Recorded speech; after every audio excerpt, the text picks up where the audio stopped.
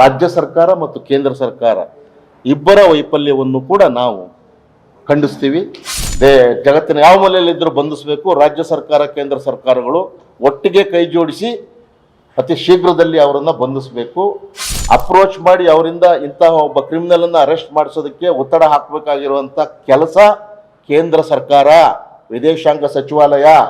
ಆದರೆ ಇಲ್ಲಿವರೆಗೂ ಕೇಂದ್ರ ಸರ್ಕಾರ ಆ ಕಲ್ಪ್ರೇಟ್ ಅಪರಾಧಿ ಅಥವಾ ಆರೋಪಿಯನ್ನ ಪ್ರಜ್ವಲ್ ರೇವಣ್ಣ ಅವರನ್ನ ಬಂಧಿಸೋದ್ರಲ್ಲಿ ಇನ್ನೂ ಸೂಕ್ತ ಕ್ರಮ ತಗೊಂಡಿಲ್ಲ. ಈ ಅಪರಾಧಿಯನ್ನು ಅರೆಸ್ಟ್ ಮಾಡೋದಕ್ಕೆ ಇಂಟರ್ನ್ಯಾಷನಲ್ ಏಜೆನ್ಸಿಗಳನ್ನ ಪ್ರಧಾನಿಯಾಗಿ ಯಾಕೆ ಅಪ್ರೋಚ್ ಮಾಡಿಲ್ಲ? ಈ ದೇಶದ ಹೆಣ್ಣು ಮಕ್ಕಳ ಸಂಸ್ಕೃತಿ, ಸಂಸ್ಕಾರ, ಸಂಪ್ರದಾಯ, ಹಿಂದುತ್ವ ಈಗ ಎಲ್ಲೋಯ್ತು?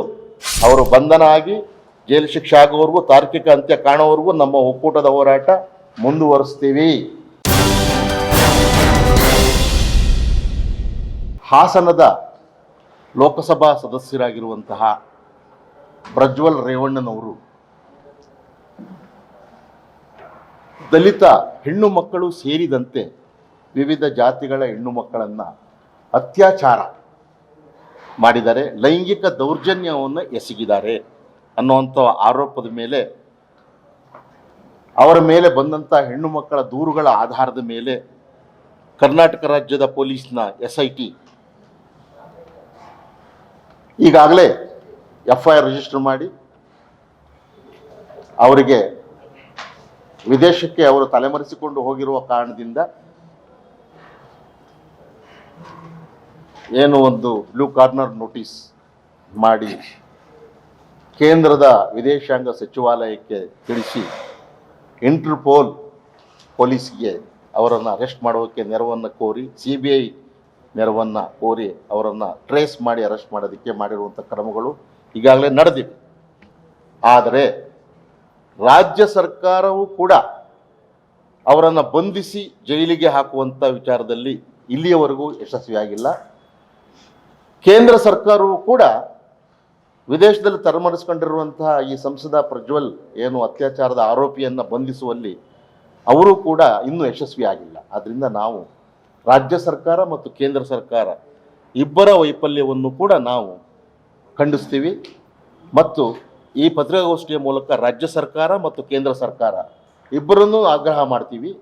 ಏನು ನಮ್ಮ ಮುಖ್ಯವಾದ ಆಗ್ರಹ ಅಂತ ಅಂದರೆ, ಇಲ್ಲಿ ಹೆಣ್ಣು ಮಕ್ಕಳು ಅತ್ಯಾಚಾರಕ್ಕೆ ಒಳಗಾಗಿದ್ದಾರೆ, ಲೈಂಗಿಕ ದೌರ್ಜನ್ಯಕ್ಕೆ ಒಳಗಾಗಿದ್ದಾರೆ. They are the victims of rape. some women are victims of sexual abuse. ಎರಡು ಥರ ಇದೆ. ಕಠಿಣ ಶಿಕ್ಷೆ ಇದೆ, ಜೀವಾವಧಿ ಶಿಕ್ಷೆ ಇದೆ ಇಂತಹ ಒಂದು ಅಪರಾಧಕ್ಕೆ. ಇಂಥ ಅಪರಾಧವನ್ನು ಎಸಗಿರುವಂಥದ್ದು ಒಬ್ಬ ಜನರಿಂದನೇ ಆಯ್ಕೆಯಾದಂತಹ ಜನಪ್ರತಿನಿಧಿ, ಅದು ಭಾರತದ ಗೌರವಾನ್ವಿತ ಪಾರ್ಲಿಮೆಂಟ್ನಲ್ಲಿ ಹಾಸನವನ್ನು ಪ್ರತಿನಿಧಿಸುವಂತಹ ಒಬ್ಬ ಲೋಕಸಭಾ ಸದಸ್ಯ ಈ ಜನರನ್ನ ಮೇಲೆ ನಡೆದಂತಹ ಈ ಜನಾಂಗದ ಹೆಣ್ಣು ಮಕ್ಕಳ ಮೇಲೆ ನಡೆಸಿದಂಥ ಒಂದು ದೌರ್ಜನ್ಯ ಅತ್ಯಂತ ಖಂಡನೀಯವಾದದ್ದು. ಇದನ್ನು ಖಂಡಿಸ್ತೀವಿ. ಈ ವಿಚಾರದಲ್ಲಿ ಜನಪರ ಸಂಘಟನೆಗಳ ಒಕ್ಕೂಟ ಅಂತ ಏನು ಇನ್ನೊಂದು ಒಕ್ಕೂಟ ಇದೆ, ಆ ಒಕ್ಕೂಟ ಈಗಾಗಲೇ ಮೇ 30ರಲ್ಲಿ ರಾಜ್ಯ ಮಟ್ಟದ ಪ್ರತಿಭಟನಾ ಕಾರ್ಯಕ್ರಮವನ್ನು ಆಯೋಜಿಸಿದ್ದಾರೆ.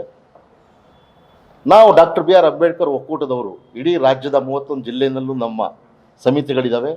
ರಾಜ್ಯ ಮಟ್ಟದಲ್ಲಿ ಕೂಡ ಸುಮಾರು 10 ರಾಜ್ಯಾಧ್ಯಕ್ಷರು ಈ ಒಂದು ಒಕ್ಕೂಟದಲ್ಲಿದ್ದಾರೆ.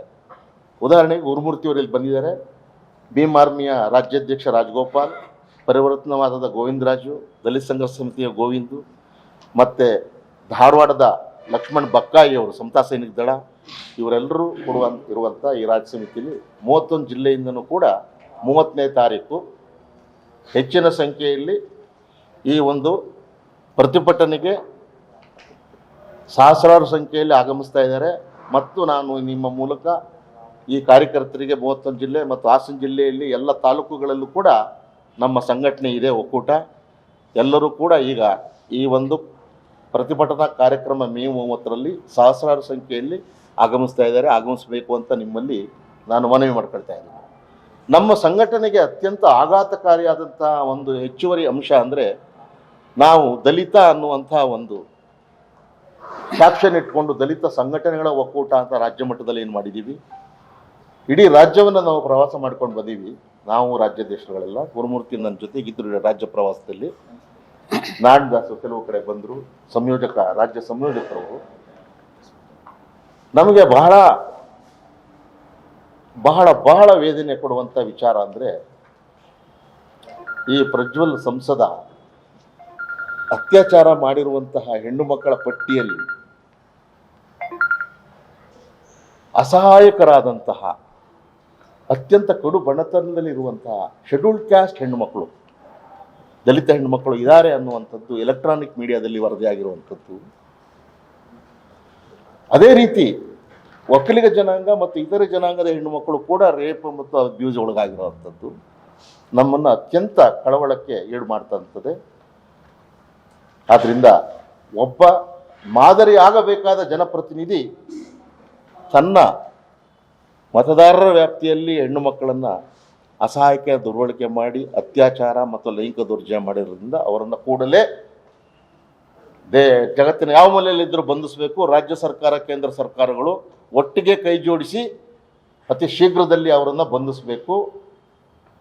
ಎಲ್ಲ ವಿಶ್ವಸಂಸ್ಥೆಯ ಎಲ್ಲ ನಿಯಮಗಳು, ಇಂಟರ್ನ್ಯಾಷನಲ್ ಕೋರ್ಟಿನ ಎಲ್ಲ ನಿಯಮಗಳು ಎಲ್ಲವೂ ಸಹ ಒಬ್ಬ ಮರ್ಡರ್ ಮಾಡೋರನ್ನ, ರೇಪ್ ಮಾಡೋರನ್ನ ಬಂಧಿಸುವುದರಲ್ಲಿ, ಟೆರರಿಸ್ಟ್ಗಳನ್ನು ಬಂಧಿಸುವುದರಲ್ಲಿ ಎಲ್ಲ ದೇಶಗಳು ಕೂಡ ಸಂಪೂರ್ಣ ಸಹಕಾರವನ್ನು ಕೊಡ್ತವೆ. ಆದರೆ ಅಂತಾರಾಷ್ಟ್ರೀಯ ಸಮುದಾಯದ ಪೊಲೀಸು, ಇಂಟರ್ಪೋಲ್ ಅವರನ್ನು ಅಪ್ರೋಚ್ ಮಾಡಿ ಅವರಿಂದ ಇಂತಹ ಒಬ್ಬ ಕ್ರಿಮಿನಲನ್ನು ಅರೆಸ್ಟ್ ಮಾಡಿಸೋದಕ್ಕೆ ಒತ್ತಡ ಹಾಕಬೇಕಾಗಿರುವಂಥ ಕೆಲಸ ಕೇಂದ್ರ ಸರ್ಕಾರ, ವಿದೇಶಾಂಗ ಸಚಿವಾಲಯ, ಇಂಟರ್ಪೋಲ್ಗೆ ಅಪ್ರೋಚ್ ಮಾಡಬೇಕಾಗಿರೋದು CBI. ಇವರೆಲ್ಲರೂ ಕೂಡ ಪತ್ರವನ್ನು ರಾಜ್ಯ ಸರ್ಕಾರದ ಮುಖ್ಯಮಂತ್ರಿ, ರಾಜ್ಯದ ಗೃಹ ಮಂತ್ರಿಗಳು ಪತ್ರ ಮುಖೇನ ಈ ಒಂದು ಸಹಕಾರವನ್ನು ಕೋರಿದ್ದಾರೆ. ಆದರೆ ಇಲ್ಲಿವರೆಗೂ ಕೇಂದ್ರ ಸರ್ಕಾರ ಆ ಕಲ್ಪ್ರೇಟ್, ಅಪರಾಧಿ ಅಥವಾ ಆರೋಪಿಯನ್ನ ಪ್ರಜ್ವಲ್ ರೇವಣ್ಣ ಅವರನ್ನ ಬಂಧಿಸುವುದರಲ್ಲಿ ಇನ್ನೂ ಸೂಕ್ತ ಕ್ರಮ ತಗೊಂಡಿಲ್ಲ. ಇದು ನಾವು ಪ್ರಧಾನಿಯವರನ್ನ ಪ್ರಶ್ನೆ ಮಾಡ್ತೀವಿ, ನರೇಂದ್ರ ಮೋದಿ ಅವರನ್ನ, ನೀವು ಈ ಒಬ್ಬ ಅತ್ಯಾಚಾರದ ಈ ಒಬ್ಬ ಅಪರಾಧಿಯನ್ನ ಗೆಲ್ಲಿಸಿ ಅಂತ ಮತದ ಯಾಚನೆಯನ್ನ ನೀವು ಮಾಜಿ ಪ್ರಧಾನಿ ದೇವೇಗೌಡರ ಜೊತೆ ಮಾಡಿದಂಥವರು. ಇದು ಬಹಿರಂಗ ಆಗಿದೆ. ಇನ್ನೂ ಕೂಡ ತಾವು ಈ ಅಪರಾಧಿಯನ್ನು ಅರೆಸ್ಟ್ ಮಾಡೋದಕ್ಕೆ ಇಂಟರ್ನ್ಯಾಷನಲ್ ಏಜೆನ್ಸಿಗಳನ್ನು ಪ್ರಧಾನಿಯಾಗಿ ಯಾಕೆ ಅಪ್ರೋಚ್ ಮಾಡಿಲ್ಲ? ಈ ದೇಶದ ಹೆಣ್ಣು ಮಕ್ಕಳ ಸಂಸ್ಕೃತಿ, ಸಂಸ್ಕಾರ, ಸಂಪ್ರದಾಯ, ಹಿಂದುತ್ವ ಈಗ ಎಲ್ಲೋಯ್ತು? ರೇಪ್ ಆಗಿರೋರು ಯಾವ ಧರ್ಮದವರು? ಹೆಚ್ಚು ಕಡಿಮೆ ಎಲ್ಲ ಮೆಜಾರಿಟಿಯವರು ಹಿಂದೂ ಧರ್ಮಕ್ಕೆ ಸೇರಿದವರು ಇದ್ದಾರೆ. ಇಸ್ಲಾಂ ಇರ್ಬೋದು, ಕ್ರಿಶ್ಚಿಯನ್ ಇರ್ಬೋದು, ಎಲ್ಲರೂ ಕೂಡ ಮನುಷ್ಯರೇ, ಎಲ್ಲರೂ ಹೆಣ್ಣು ಮಕ್ಕಳೇ. ದೇಶದ ಪ್ರಧಾನಿಯ ನೈತಿಕ ಹೊಣೆಗಾರಿಕೆ ಏನು? ಈಗಲಾದರೂ ಕೂಡ ನಾವು ಆಗ್ರಹ ಮಾಡ್ತೀವಿ, ನಮ್ಮ ಅಂಬೇಡ್ಕರ್ ಒಕ್ಕೂಟದಿಂದ ಕೇಂದ್ರ ಸರ್ಕಾರ ತುರ್ತು ಕ್ರಮ ತಗೋಬೇಕು, ರಾಜ್ಯ ಸರ್ಕಾರವು ಕೂಡ ತಾನು ಮಾಡಬೇಕಾದ ಕ್ರಮಗಳನ್ನು ತೆಗೆದುಕೊಳ್ಳಬೇಕು. ಎರಡೂ ಸರ್ಕಾರಗಳನ್ನು ಆಗ್ರಹ ಮಾಡ್ತೀವಿ. ನಾವು ಜನಪರ ಸಂಘಟನೆಗಳ ಒಕ್ಕೂಟ ಏನು ಹಾಸನದು ಈಗ ಸಂಘಟನೆ ಮಾಡಿದರೆ ಪ್ರತಿಭಟನೆ ಮೇ 30, ಅದರಲ್ಲಿ ನಾವೆಲ್ಲರೂ ಕೂಡ ಬಾಹ್ಯ ಬೆಂಬಲ ಕೊಟ್ಟು ಭಾಗವಹಿಸ್ತೀವಿ. ನಾವು ಜನಪರ ಒಕ್ಕೂಟಗಳಲ್ಲಿ ನಾವು ವಿಲೀನ ಆಗೋದಿಲ್ಲ. ನಮ್ಮ ಅಂಬೇಡ್ಕರ್ ಒಕ್ಕೂಟ ತನ್ನ ಅಸ್ತಿತ್ವ, ತನ್ನ ಅಸ್ಮಿತೆಯನ್ನು ಉಳಿಸ್ಕೊಂಡೇನೆ ಆ ಕಾರ್ಯಕ್ರಮಕ್ಕೆ ನಾವು ಭಾಗವಹಿಸೋದ್ರ ಮೂಲಕ ಬೆಂಬಲವನ್ನು ಸೂಚಿಸ್ತೀವಿ ಅಂತ ಹೇಳಲಿಕ್ಕೆ ನಾನು ಬಯಸ್ತೀನಿ. ನಮ್ಮ ಹಾಸನ ಜಿಲ್ಲೆ 8 ತಾಲೂಕುಗಳು ಈಗಾಗಲೇ ಕಾರ್ಯಕರ್ತರು ಸಹಸ್ರಾರು ಸಂಖ್ಯೆಯಲ್ಲಿ ಒಕ್ಕೂಟದಿಂದ ಹೊರಟಿದ್ದಾರೆ. ಶಿವಮೊಗ್ಗ ಗುರುಮೂರ್ತಿಯವರಿಂದ ಹೊರಟಿದ್ದಾರೆ, ಧಾರವಾಡದಿಂದ ಲಕ್ಷ್ಮಣ್ ಬಕ್ಕಾಯಿ ಅವರು ಹೊರಟಿದ್ದಾರೆ, ಉತ್ತರ ಕರ್ನಾಟಕದ 8 ಸ್ಥಾನಗಳಿಂದನೂ ಈಗ ಜನ ಹೊರಟಿದ್ದಾರೆ, ತುಮಕೂರಿನಿಂದ ಹೊರಟಿದ್ದಾರೆ ನಮ್ಮ ಒಕ್ಕೂಟದ ವತಿಯಿಂದ, ಈಗ ಬೆಂಗಳೂರಿನಿಂದ ಹೊರಟಿದ್ದಾರೆ. ಈ ಎಲ್ಲ ಸಂಘಟನೆಗಳ ಸಾಮೂಹಿಕ ಒಕ್ಕೂಟ ಒಗ್ಗಟ್ಟಿನ ಪ್ರದರ್ಶನ ಪ್ರಜ್ವಲ್ ಅರೆಸ್ಟ್ ಆಗುವವರೆಗೂ, ತಾರ್ಕಿಕ ಅಂತ್ಯ ಆಗೋವರೆಗೂ ಮುಂದುವರಿತದೆ. ಏನೋ ಒಂದು ಪ್ರಶ್ನೆ ಬಂತು, ಒಂದು ವೇಳೆ ಪ್ರಜ್ವಲ್ ನಾಳಿನ ಚುನಾವಣೆಯಲ್ಲಿ ಒಂದು ವೇಳೆ ಆಕಸ್ಮಿಕವಾಗಿ ಆರಿಸಿಬಿಟ್ರೆ ಅಂತ. ಆದರೂ ಕೂಡ ನಮ್ಮ ಹೋರಾಟ ಅವರು ಬಂಧನ ಆಗಿ ಜೈಲು ಶಿಕ್ಷೆ ಆಗೋವರೆಗೂ, ತಾರ್ಕಿಕ ಅಂತ್ಯ ಕಾಣೋವರೆಗೂ ನಮ್ಮ ಒಕ್ಕೂಟದ ಹೋರಾಟ ಮುಂದುವರಿಸ್ತೀವಿ ಅನ್ನೋದನ್ನು ನಾನು ಈ ಸಂದರ್ಭದಲ್ಲಿ ಹೇಳಲಿಕ್ಕೆ ಬಯಸ್ತೀನಿ. ಸ್ಥಳೀಯ ಹಾಗೂ ನಿಖರ ಸುದ್ದಿಗಾಗಿ ಸಬ್ಸ್ಕ್ರೈಬ್ ಆಗಿ ಬೇಮಾ ವಿಜಯ ಡಿಜಿಟಲ್ ಯೂಟ್ಯೂಬ್ ಚಾನೆಲ್ ಹಾಗೂ ಪಕ್ಕದಲ್ಲಿ ಕಾಣುವ ಬೆಲ್ ಐಕಾನ್ ಕ್ಲಿಕ್ ಮಾಡಿ ಕ್ಷಣ ಕ್ಷಣದ ಅಪ್ಡೇಟ್ಗಳನ್ನು ಪಡೆದುಕೊಳ್ಳಿ.